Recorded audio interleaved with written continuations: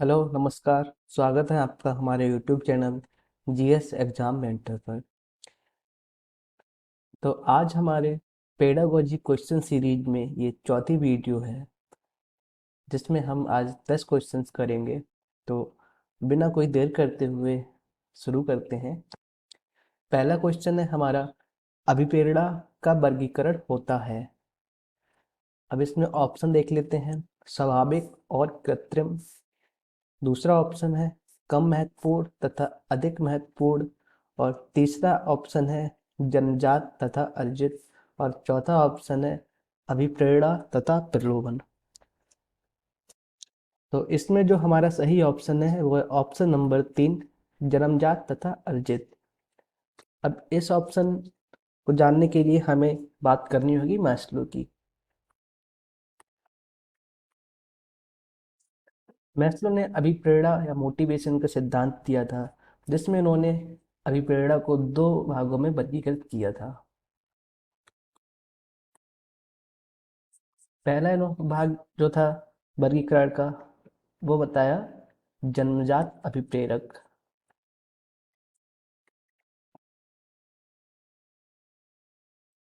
और जो दूसरा वो है अर्जित या फिर अक्वायर्ड।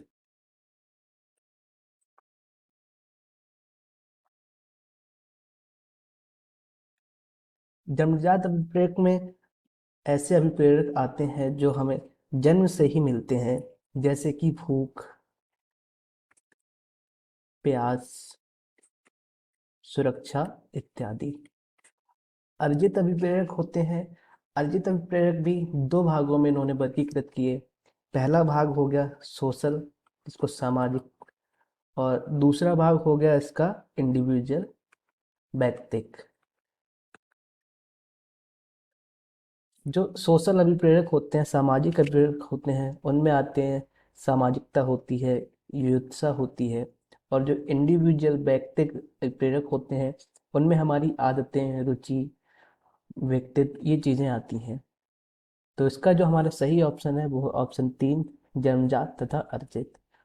अगला क्वेश्चन देखते हैं। सामान्य पुरुष में एक्स वाई गुणसूत्र होते हैं, जबकि सामान्य महिला में खाली स्थान होते हैं। तो ये बहुत ही आसान क्वेश्चन है, तो इसका सही आंसर है ऑप्शन नंबर 1, एक्स एक्स गुणसूत्र। महिला में जो अब सामान्य महिला में एक्स एक्स गुणसूत्र होता है और एक सामान्य पुरुष में एक्स वाई गुणसूत्र होता है। अगला क्वेश्चन देखते हैं। सीखने की प्रक्रिया में सीखने का स्थानांतरण हो सकता है। ऑप्शन नंबर 1 सकारात्मक, ऑप्शन 2 नकारात्मक, ऑप्शन 3 शून्य, या फिर चौथा ये सभी। तो इसका जो सही आंसर है वो है ऑप्शन 4, ये सभी। सीखने की प्रक्रिया में जो सीखने का स्थानांतरण होता है वो सकारात्मक हो सकता है। इसका अगर उदाहरण की हम बात करें तो जैसे आपको हिंदी पढ़ना सिखाया जाता है। उदाहरण में देखते हैं, किसी बच्चे को अगर हिंदी पढ़ना सिखाया जाता है तो वो हिंदी के सहायता से ही सामाजिक विषय, विज्ञान, या फिर ऐसे सभी विज्ञान, सभी विषयों की पुस्तकें जो कि हिंदी भाषा में है उनको समझ सकता है। तो ये एक तरह का सकारात्मक स्थानांतरण हुआ। दूसरा अगर स्थानांतरण की बात करें तो वो है नकारात्मक। नकारात्मक कैसा है? उदाहरण के तौर पर अगर किसी बच्चे को 8th क्लास तक हिंदी मीडियम में पढ़ाया जाए, तो अगर हिंदी मीडियम में पढ़ाया जाएगा तो उसकी आदतें होंगी, अ, सभी कुछ वो हिंदी में ही पढ़ेगा। और इंग्लिश उसकी देखा जाएगा तो जो इंग्लिश मीडियम के बच्चे हैं उनसे थोड़ी कमज़ोर होगी। अगर इस बच्चे को हम 9th क्लास में एक ऐसे विद्यालय में इसका एडमिशन करा दें जो कि इंग्लिश मीडियम है, तो वहाँ पर इस बच्चे को पढ़ने में परेशानी आएगी। तो जो यहाँ तक की जो कक्षा 8 तक की इसकी जो लर्निंग थी, सी जो अधिगम था, वो 9th क्लास में आते ही अ, देखा देखा जाएगा कि इसकी परफॉर्मेंस है वो वीक हो जाएगी। तो यहाँ पर जो सीखने का स्थानांतरण हुआ वो नकारात्मक हुआ। तीसरा है शून्य। अब शून्य हो सकता है अगर जो स्थानांतरण होता है अधिगम का वो शून्य तभी होगा, जैसे कि हम एग्जाम्पल की बात करें, अगर आपको एक साइकिल चलानी आती है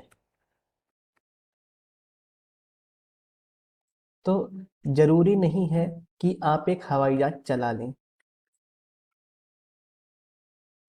तो ये इस तरह का अधिगम हमारा शून्य अधिगम होता है। तो ये तीनों ऑप्शन है वो सही है, तो ये सभी इसका आंसर आएगा। अगला क्वेश्चन है, निम्न में से कौन सा मत अंतर्दृष्टि द्वारा सीखने की व्याख्या करता है? ऑप्शन एक मनोविश्लेषणात्मक, ऑप्शन दो व्यवहारवाद, ऑप्शन तीन संबंधवाद, ऑप्शन चार गेस्टाल्टवाद। अंतर्दृष्टि, अगर हम इस वर्ड को देखें तो हमें एक चीज याद आती है। कोहलर ने एक सिद्धांत दिया था, सूझ या अंतर्दृष्टि का सिद्धांत। सूझ या अंतर्दृष्टि का सिद्धांत, ये किसने दिया था? ये दिया था कोहलर ने।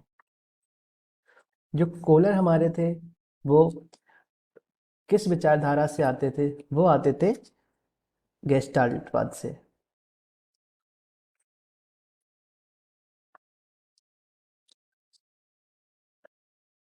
कोहलर गेस्टाल्टिस्ट थे।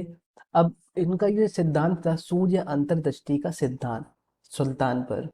अंतर्दृष्टि द्वारा सीखने की अगर हम व्याख्या करें, अगर इसको हम समझते हैं, तो यहाँ पर जो गेस्टाल्टिस्ट थे इन्होंने, इनका मत था कि अगर हमें कोई समस्या है, कोई अगर समस्या का अगर समाधान हमें मिलता है तो वो यकायक मिल जाता है। मतलब अचानक से हमें उसका समाधान मिल जाता है। लेकिन ये तभी संभव है जब आप किसी समस्या का आप उसको विस्तार से जानते हैं। मतलब संपूर्णता संपूर्ण रूप से अगर हम जानते हैं तभी हमें उसका जो समाधान है वो यकायक मिल सकता है। तो जो गेस्टाल्ट बात था इसमें संपूर्णता पर ज़्यादा जोर दिया जाता था, क्योंकि इनका मानना था जो पार्ट्स होते हैं, जो टुकड़े होते हैं, वो संपूर्णता से हमेशा कम ही रहते हैं। अगला क्वेश्चन देखते हैं, किस मनोवैज्ञानिक ने सीखने की सामग्री के रूप में निरर्थक शब्दों का प्रयोग किया?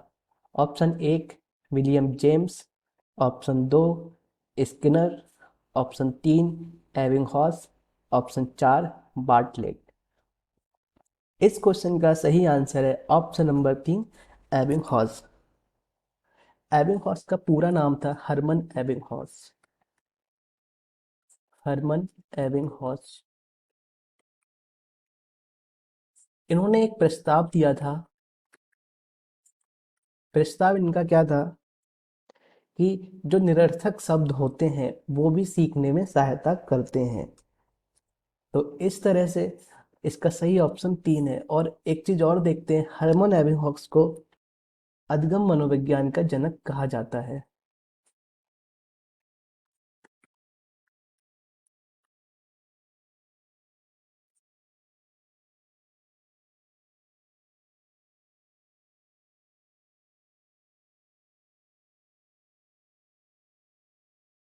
अगला क्वेश्चन देखते हैं, सीखना है। ऑप्शन एक व्यवहार में परिवर्तन, ऑप्शन दो अनुभव तथा अभ्यास का परिणाम, तीसरा व्यवहार में अपेक्षाकृत स्थायी परिवर्तन, ऑप्शन चार ये सभी। तो ये बहुत ही आसान सवाल है। इसका ऑप्शन है ऑप्शन नंबर चार इसका सही है।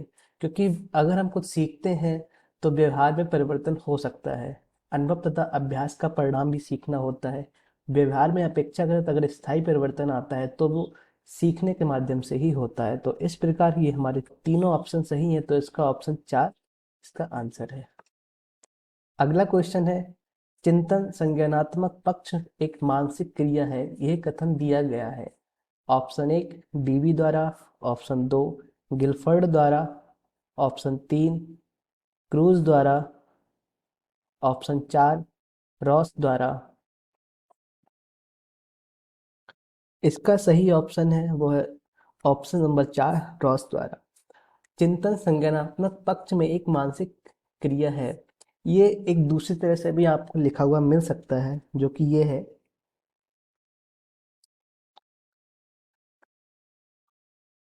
चिंतन अपने संज्ञानात्मक पहलू में एक मानसिक गतिविधि है।